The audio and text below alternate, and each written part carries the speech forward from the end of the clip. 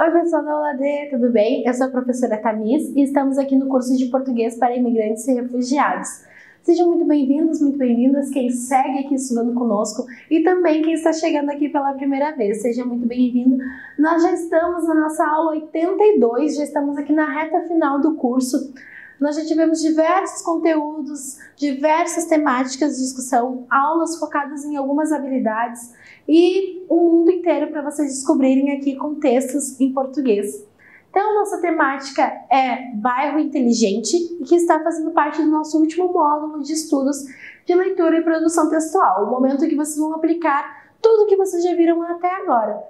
Quem está chegando agora pela primeira vez, bom, vocês têm disponível toda a playlist aqui que vocês podem assistir aos vídeos, ir estudando, pegar o caderno, ir estudando. Vocês têm os materiais complementares, porque todas essas aulas vêm com material complementar para vocês baixarem em PDF e seguirem estudando, pegarem algumas dicas, pegarem recomendações de o que escutar, o que assistir, o que ler. Então, tem muita coisa aí para vocês, deem uma olhada. E nós vamos então ver os nossos objetivos desse módulo de leitura e produção textual, nosso último módulo. Aprimorar as habilidades de leitura e escrita de diferentes gêneros discursivos, desenvolver maior reflexão linguística acerca dos conhecimentos gramaticais para utilização nos textos, promover debate acerca das temáticas das aulas. Então nós temos esses objetivos para essas aulas que nós estamos tendo. Então, para início de conversa, é o momento que vocês já podem aí abrir os comentários, começar a escrever.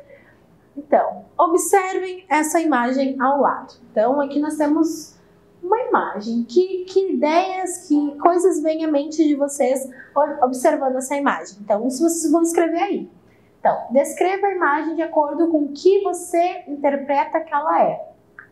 Você acha que é uma imagem comum de cidade?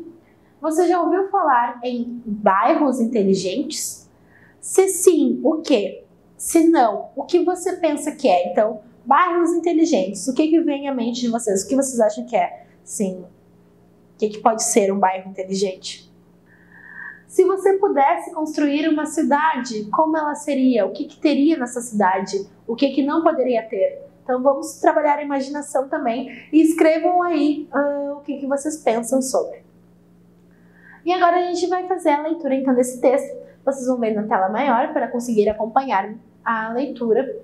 E no material complementar também tem um texto ali na íntegra. Então, vamos ao projeto. Foz do Iguaçu terá o primeiro projeto de bairro inteligente do Brasil. Protocolo de intenções assinado entre PTI e Prefeitura de Foz do Iguaçu dá a partida no programa Acelera Foz. A Vila A será o primeiro bairro do Brasil a ter tecnologias voltadas a tornar as cidades inteligentes testadas e demonstradas com o objetivo de promover melhorias em áreas como segurança pública e mobilidade urbana. O projeto integra um protocolo de intenções assinado entre o Parque Tecnológico Itaipu, PTI, e a Prefeitura de Foz do Iguaçu na manhã desta quarta-feira, 20. A transformação da Vila A é uma das ações previstas no protocolo, que prevê também a facilitação da instalação de empresas de base tecnológica no município, a integração do Parque Tecnológico com o Centro Municipal de Inovação e atendimentos pedagógicos para alunos da rede municipal. O programa Vila A Inteligente é uma iniciativa do Parque Tecnológico em conjunto com a Itaipu Binacional e a Agência Brasileira de Desenvolvimento Industrial, a BDI. O projeto estende ao bairro as soluções implementadas no Laboratório Vivo de Cidades Inteligentes do Parque Tecnológico, com o apoio da BDI, e onde concentram-se tecnologias como, por exemplo, as luminárias inteligentes com reconhecimento facial e o monitoramento por drones. Também poderão ser instaladas novas tecnologias por meio da parceria com empresas e startups que tiverem interesse em validar seus produtos. A escolha da Vila A como ambiente de demonstração se deve a algumas características específicas do bairro, como possuir uma associação de moradores que reúne dados relacionados à segurança, equipamentos públicos de lazer, como o gramadão, e uma infraestrutura que envolve conectividade, fibra ótica e equipamentos públicos, necessária para a realização do projeto piloto. A proximidade com o Parque Tecnológico, onde está o Laboratório de Cidades Inteligentes, e os investimentos programados por Itaipu para a Vila A, como a revitalização do Gramadão, o Hospital Ministro Costa Cavalcante, que é referência nacional, a construção do mercado municipal e a criação de um circuito turístico que contempla pontos históricos da criação da usina, como as vilas construídas para abrigar os trabalhadores da usina de Itaipu na época de sua construção, também foram determinantes para a escolha da vila. Para dar início à implementação, é necessária uma regulamentação específica para transformar a Vila A em um ambiente de testes e demonstrações de tecnologias, já prevista no protocolo assinado nesta quarta-feira. A partir de então, serão definidas as estratégias de implementação do programa, que deve ser feito por fases, conforme a definição das áreas prioritárias e que possuam a infraestrutura lógica necessária para a instalação das tecnologias. Além de tornar a Vila A uma área demonstrativa de cidade inteligente, o que, conforme o conceito da ABDI, proporcionará aos moradores melhoria da qualidade de vida por meio da inclusão e participação social, a iniciativa também pretende fomentar a indústria nacional ao atrair empresas interessadas em validar suas soluções. A intenção é que a Vila A seja apenas o início e que o projeto sirva como modelo para outros bairros e municípios. O Parque Tecnológico tem o propósito de disponibilizar à sociedade tecnologias que proporcionem uma melhor qualidade de vida aos cidadãos. Essa é a base desse projeto, que visa também incentivar o empreendedorismo com a possibilidade da testagem e validação de inovações, afirma o diretor superintendente do PTI, General Eduardo Garrido. De acordo com o prefeito Chico Brasileiro, a parceria vai permitir que o Parque Tecnológico contribua com o processo de aceleração do desenvolvimento da cidade por meio do seu potencial humano, tecnológico e visão estratégica. Esse protocolo vem concretizar ações para fomentar o desenvolvimento tecnológico e de inovação em Foz do Iguaçu, afirma. Atração de empresas. A parceria entre o PTI e a Prefeitura também prevê um espaço no Distrito Industrial de Foz do Iguaçu para empresas de base tecnológica, que converge com a intenção do programa Acelera Foz, lançado na última semana, de atrair empreendedores para a cidade. O objetivo é oferecer aos empresários condições diferenciadas para a instalação. O protocolo possibilita ainda a atuação do Parque Tecnológico junto com a Prefeitura na implementação do Centro Municipal de Inovação, que vai abrigar startups. Atividades pedagógicas. Outro trabalho que será desenvolvido entre o Parque Tecnológico e a Prefeitura de Foz é na área da educação. O PTI vai ofertar aos alunos da rede pública municipal atendimentos pedagógicos em temas como tecnologia, inovação e empreendedorismo.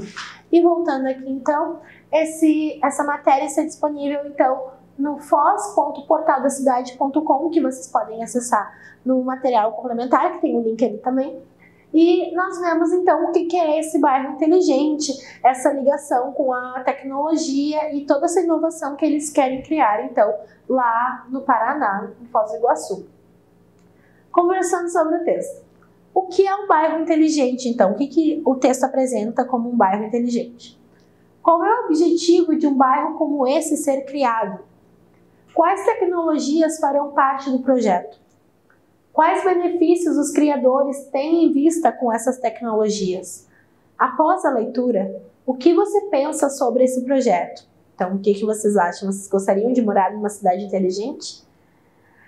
Você gostaria de morar em um bairro inteligente, uma cidade inteligente? O que vocês pensam sobre esse assunto? Então, respondam aí nos comentários.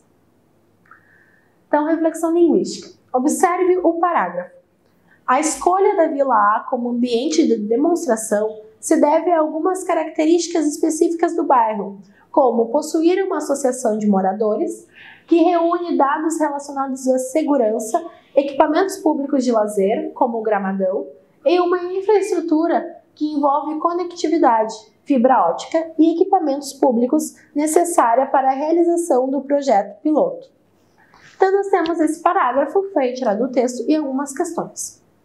Primeira, qual a função do ponto e vírgula no texto que nós vemos aqui? Depois de segurança, depois de Gramadão, Então, qual é a função desse ponto e vírgula? E nós também temos o uso do travessão, né, dos travessões, que são esses dois aqui, antes e depois de fibra ótica. Qual a função dos travessões? Em quais situações utilizamos esses sinais de pontuação? Eles poderiam ser substituídos por outros sinais de pontuação? Produção textual. Imagine que você trabalha na Prefeitura de Foz do Iguaçu e precisará entrar em contato com as escolas do município para informá-las da criação do bairro. Em seu e-mail, você deverá apresentar uma breve síntese, um breve resumo sobre o que é o projeto, quais benefícios ele trará para a cidade. Após, convide os diretores e as diretoras a participar de uma reunião na sede da Prefeitura para debaterem o ensino no bairro, a fim de criar estratégias que dialoguem com o projeto em questão. Então, essa é a tarefa de vocês de produção escrita, tá? E o que a gente vai ver aqui então? Um pouquinho sobre ponto e vírgula. Vocês vão continuar vendo no material complementar outros casos, alguns exercícios também sobre pontuação. Ponto e vírgula. É um sinal de pontuação intermediário entre o ponto e a vírgula, sendo geralmente empregado para separar orações, então aquelas frases com verbos, dentro de um mesmo período. O ponto e vírgula pode ser usado em discursos que já contêm um grande número de vírgula, então ele vai separando e vai ordenando melhor para não ficar só um monte de vírgula. E também ele é utilizado para que não fique dando um ponto final, então por isso que é dito que é um intermediário, mas ele tem as suas funções bem específicas que a gente vai conhecer agora 3. Separação de orações. Separam orações coordenadas em que a vírgula já foi muito utilizada, ou ainda quando o texto é muito extenso. Por exemplo, as 7 maravilhas do mundo moderno representam monumentos que fazem parte da história da humanidade. 2 pontos. O Coliseu, na Itália, ponto e vírgula. A Chichen Itza, no México, ponto e vírgula. O Machu Picchu, no Peru, ponto e vírgula. O Cristo Redentor, no Brasil, ponto e vírgula. A Muralha da China, na China, ponto e vírgula. As ruínas de Petra, na Jordânia, ponto e vírgula. O Taj Mahal, na Índia. Então, esse ponto e vírgula está sendo utilizado para separar e dar um melhor andamento ao texto, porque se a gente ficar separando tudo por vírgula, vai ficar muito confuso. Então, a gente consegue ver que nessa separação de ponto e vírgula, cada parte que está sendo separada fica muito organizada. A gente sabe que o Cristo Redentor fica no Brasil e ele está separado ali entre esses pontos e ponto e vírgula. E assim o texto fica bem mais claro. Separação ou enumeração de elementos na frase. Podem ser usados para separar e enumerar os elementos de uma lista. Por exemplo, no capítulo a seguir, estudaremos os seguintes temas, 2 pontos. Idade antiga, 1, ponto e vírgula, idade média, 2, ponto e vírgula, idade contemporânea. Então, é uma enumeração. Poderia ser separado por vírgula, sim, mas também pode ser separado por ponto e vírgula. Separação de conjunções adversativas, mas, porém, no entanto, todavia, lembra? Utilizando para marcar pausas maiores entre as orações que empregam os conectivos, conjunções. Por exemplo, amanhã vou ao trabalho, ponto e vírgula. Entretanto, vírgula, não terminei o relatório. Então, a gente usa também muito o ponto e vírgula para fazer essa sintaxe, né? Ter essa sintaxe. Essa escrita de quando a gente vai contrapor ideias, então a gente coloca esse ponto e vírgula e depois a conjunção adversativa. Com outras conjunções dá para usar? Não. A não ser que seja em algum desses casos que a gente está usando. Então é melhor vocês pensarem assim. Se vocês forem usar uma conjunção adversativa, vocês podem utilizar o ponto e vírgula bem mais tranquilamente, certo? O travessão. Um sinal de pontuação usado especialmente no início de cada fala, no discurso direto. Há, porém, outras formas de utilização, em que ele substitui parênteses, vírgulas ou parênteses de novo. Foi duplicado ali, gente. Quando usar o travessão? Para introduzir a fala de cada interlocutor, por exemplo, que tal irmos por este caminho? Então, tem uma fala ali e está marcada pelo travessão. para intercalar o discurso direto do discurso indireto. Por exemplo, travessão. Que tal irmos por este caminho? Travessão, sugeriu a mulher. Ela não falou, sugeriu a mulher. O que ela falou é o que está entre o travessão, né? Então, a gente utiliza nessa situação também. No lugar dos dois pontos. Por exemplo, meus vizinhos vão me enlouquecer. Pá! Gritos e brigas até de madrugada. Então, o travessão está sendo utilizado no lugar desses dois pontos, que os dois pontos seria para, tipo, chamar atenção para aquilo que vai ser dito, né? Então, o travessão ele pode ser utilizado nessa situação. Aposto, duplo travessão. Para isolar conteúdo da frase que tem o objetivo de explicar, que é o que o aposto faz numa oração, de explicar, bem como conteúdo para o qual se quer dar destaque. O aposto pode, além de vir separado pelo duplo travessão, pode ser isolado por vírgulas ou parênteses. A gente usa as três formas. Por exemplo, eles, travessão, que se achavam muito espertos. Quem se achava muito esperto? Eles. Então, esse travessão está querendo tá mostrando que é um aposto que tem entre um aposto e o outro. Foram enganados mais uma vez.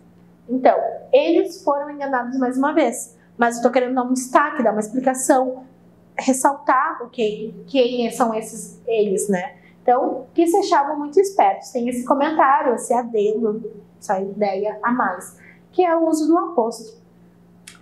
Então, lembre-se de baixar o material complementar, seguir estudando, lá vocês vão encontrar esse material ali também mais visível para vocês, e vocês podem revisar e estudar sempre que vocês precisarem, certo? Então, bons estudos, até mais!